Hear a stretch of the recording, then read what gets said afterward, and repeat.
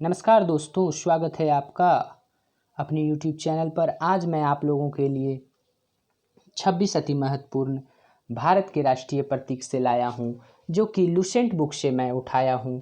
अगर आप लोग लुसेंट बुक पढ़ रहे हैं तो अच्छी बात है, तो इसे एक टेस्ट की तरह सॉल्व करना ज़रूरी समझें।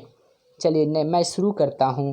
पहला क्वेश्चन, भारत के राष्ट्रीय ध्वज की लंबाई और चौड़ाई का अनुपात क्या होता है? तो आपको क्वेश्चन को ध्यान से पढ़ना है दोस्तों। तो इसका सही उत्तर होगा 3:2। यहाँ पर लंबाई और चौड़ाई लिखा गया है। बहुत सारे एग्जामों में चौड़ाई और लंबाई लिखा रहता है, लेकिन हम लोग जल्दीबाजी में गलत करके चले आते हैं और बाद में पछतावा होती है। चलिए नेक्स्ट क्वेश्चन देखते हैं दोस्तों। भारत के राष्ट्रीय ध्वज की चौड़ाई और लंबाई का अनुपात कितना है? तो इसका सही उत्तर होगा दोस्तों 2:3। चलिए नेक्स्ट, भारत के राष्ट्रीय ध्वज के मध्य में बने धर्म चक्र का रंग क्या है? तो आप लोग बराबर झंडा फहराने जाते हैं, लेकिन कभी आपने ध्यान दिया है कि उसका रंग क्या है? तो उसका रंग दोस्तों सही होगा गहरा नीला। चलिए दोस्तों देखते हैं कि भारत के राष्ट्रीय ध्वज के चक्र में कितनी तिल्लियां होती है।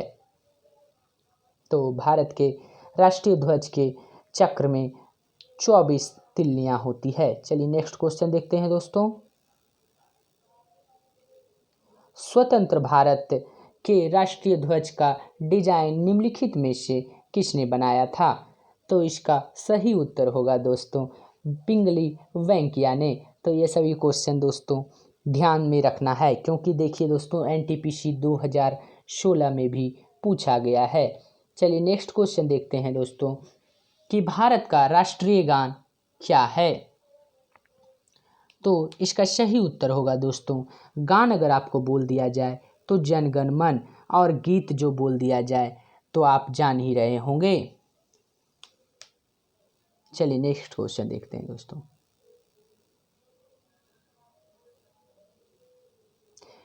अगला क्वेश्चन है दोस्तों कि भारत के राष्ट्रीय गान के रचयिता कौन हैं? तो गान यहाँ पर बोला जा रहा है दोस्तों। तो राष्ट्रीय गान अगर आ जाए तो आपको ध्यान रखना है दोस्तों कि रविंद्रनाथ टैगोर जी गाना गाते थे, तो रविन्द्रनाथ टैगोर होगा। चलिए नेक्स्ट दोस्तों देखते हैं कि राष्ट्रीय गान जन गण मन सर्वप्रथम कब और कहाँ गाया गया था? तो इसका सही उत्तर होगा दोस्तों 1911 के अधिवेशन में कलकत्ता में गाया गया था। वैसे दोस्तों आपको याद ये भी रखना है, याद क्या सिर्फ आप लोग ध्यान में रखें दोस्तों, राष्ट्रीय गीत हो या राष्ट्रीय गान हो, दोनों कलकत्ता में ही कलकत्ता अधिवेशन में ही गाया गया था। चलिए देखते हैं दोस्तों।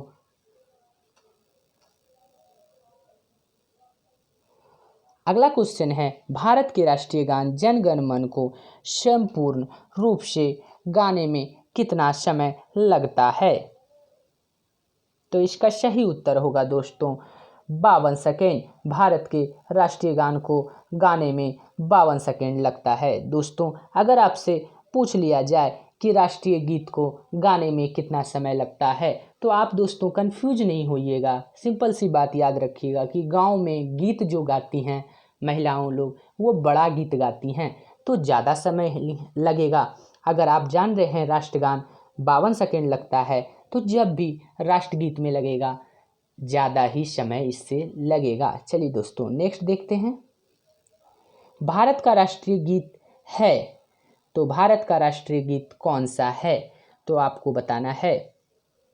तो इसका सही उत्तर होगा दोस्तों वंदे मातरम भारत का राष्ट्रीय गीत है। चलिए नेक्स्ट है कि भारत के राष्ट्रीय गीत के रचयिता हैं। तो आपको पहले ही बता चुके हैं दोस्तों, गाना कौन गाते हैं? रविंद्रनाथ टैगोर। तो ये तो हो नहीं सकते गीत के रचयिता, तो गीत कौन गाते हैं? तो यह सही उत्तर होगा बंकिम चंद्र चटर्जी। एनटीपीसी 2016 में पूछा गया है। इस और बहुत लोग गलत करके भी आ जाते हैं कन्फ्यूजन में। सिर्फ भारत के राष्ट्रीय गीत के गायन की अवधि क्या है? तो राष्ट्रीय गान तो आपको पहले ही बता चुके हैं कि राष्ट्रीय गान में कम समय लगेगा, तो गीत में कितना समय लगेगा दोस्तों? तो 65 सेकेंड लगेगा। चलिए नेक्स्ट क्वेश्चन देखते हैं दोस्तों। आपको बताना है कि भारत का राष्ट्रीय गीत वंदे मातरम सर्वप्रथम कब गाया गया। तो गीत जो है दोस्तों पहले गाया गया है, बाद में गान गाया गया है, तो 1896 को गाया गया था दोस्तों। नेक्स्ट क्वेश्चन दिया गया है कि भारत का राष्ट्रीय गीत वंदे मातरम किस ग्रंथ से संकलित है। तो भारत का राष्ट्रीय गीत वंदे मातरम जो है वह लिया गया है आनंद मठ से संकलित है। चलिए नेक्स्ट देखते हैं दोस्तों कि आकाशवाणी और दूरदर्शन के दैनिक कार्यक्रम की शुरुआत किससे होती है। तो इसका सही उत्तर होगा दोस्तों राष्ट्रगीत से होती है। चलिए नेक्स्ट देखते हैं कि सारनाथ स्थित राष्ट्रीय स्तंभ का कौन सा भाग राष्ट्रीय प्रतीक चिन्ह के रूप में लिया गया है। तो इसका सही उत्तर होगा दोस्तों शीर्ष भाग लिया गया है। सारनाथ स्थित जो राष्ट्रीय स्तंभ है उसका शीर्ष लिया गया है राष्ट्रीय चिन्ह के रूप में। चलिए नेक्स्ट देखते हैं दोस्तों। अगला क्वेश्चन है दोस्तों कि भारत के राष्ट्रीय प्रतीक में निम्नलिखित में से कौन सा पशु दृष्टिगत नहीं है।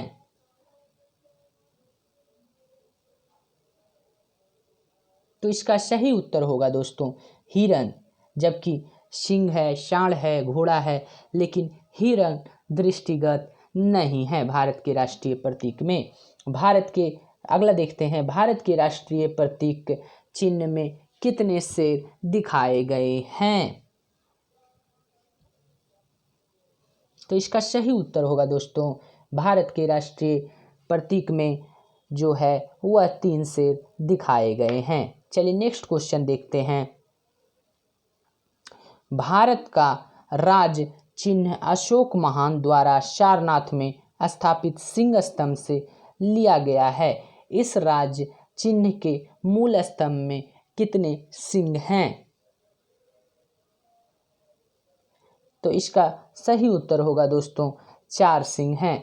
चलिए नेक्स्ट बात कर लेते हैं भारत के राष्ट्रीय संवत के रूप में किस संवत को मान्यता प्रदान की गई है। तो आप लोग सभी लोग जान रहे होंगे दोस्तों कि भारत के राष्ट्रीय संवत के रूप में जो है शक संवत को मान्यता दी गई है। तो आपको दोस्तों बताना है कमेंट बॉक्स में कि कब शक संवत को मान्यता दी गई है। चलिए आगे बढ़ते हैं हम अभी।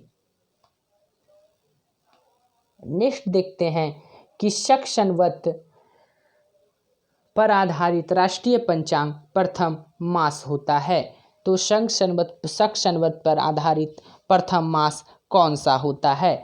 तो इसका सही उत्तर होगा दोस्तों चैत्र मास होता है। चलिए नेक्स्ट देखते हैं शक संवत पर आधारित राष्ट्रीय पंचांग का अंतिम मास कौन सा होता है। तो इसका सही उत्तर होता है दोस्तों फागुन। चलिए नेक्स्ट है कि भारत का राष्ट्रीय पशु है। तो भारत का राष्ट्रीय पशु है दोस्तों बाघ। चलिए नेक्स्ट भारत से पूर्व भारत का राष्ट्रीय पशु था सॉरी दोस्तों बाघ से पूर्व भारत का राष्ट्रीय पशु था।